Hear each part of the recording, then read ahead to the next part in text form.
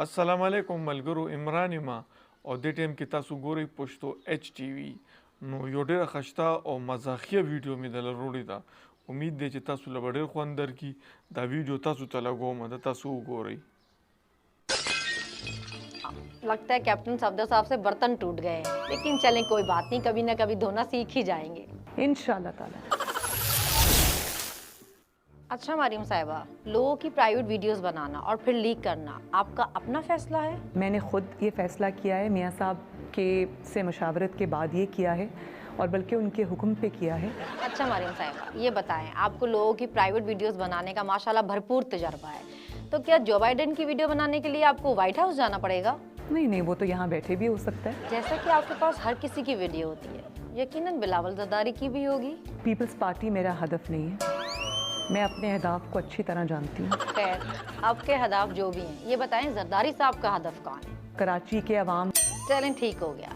अच्छा ये बताएं, आपके चचा शहबाज शरीफ साहब चमकाते बहुत अच्छा है, जो कि सच भी है। वैसे अगर मौलाना फजल रहमान भी अच्छी तरह चमकाना सीख लेते तो आज वो प्राइम मिनिस्टर होते। अच्छा चलें छोड़ें, ये बताएं कि आपने लंदन फ्लैट कैसे खरीदे? मैं तो इस सवाल का जवाब दे दे के थक गई हूँ, बहुत पुराना सवाल हो गया। क्या बात कर रही हैं, इसी सवाल का जवाब तो आपने आज तक नहीं दिया।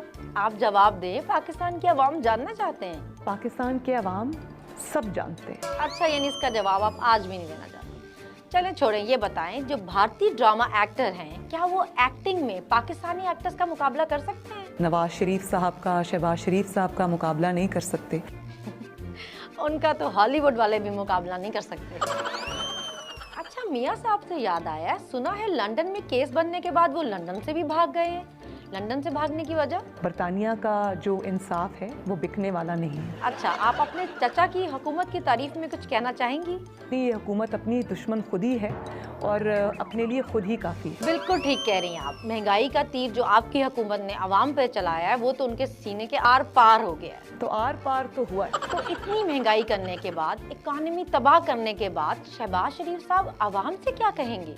हम नाअहल हैं, हम नालायक हैं, हमें नहीं पता था हुकूमत किस तरह चलाई जाती है। सुनने में आया है आपके पार्टी के कुछ लीडरान का कहना है कि जितना लूट लिया उतना काफी है, अब थोड़ी सी ब्रेक ना ले ली जाए। मियाँ साहब इसके खिलाफ हैं। लगता है कैप्टन सफदर साहब से बर्तन टूट गए हैं, लेकिन चलें कोई बात नहीं, कभी ना कभी धोना सीख ही जाएंगे इंशाल्लाह ताला। ऐसे कैप्टन सफदर साहब कब से बर्तन धो रहे हैं? पिछले 3 दिन से। 3 दिन से? भाई कुछ तो ख्याल करें, आखिर वो आपके मुलाजिम नुमा शौहर हैं, उन्होंने शादी की है आपसे। इसी का जो खमियाजा है वो भुगत रहे हैं। चलें खैर, इंटरव्यू का टाइम तो हो गया खत्म, मुझे आप इजाजत दीजिए। और लगता है कैप्टन साहब की तो आज खैर नहीं। अल्लाह हाफिज। نو ویډیو تاسو وکړه. امید دی چې تاسو به ډېره خوښه شوي. مننه.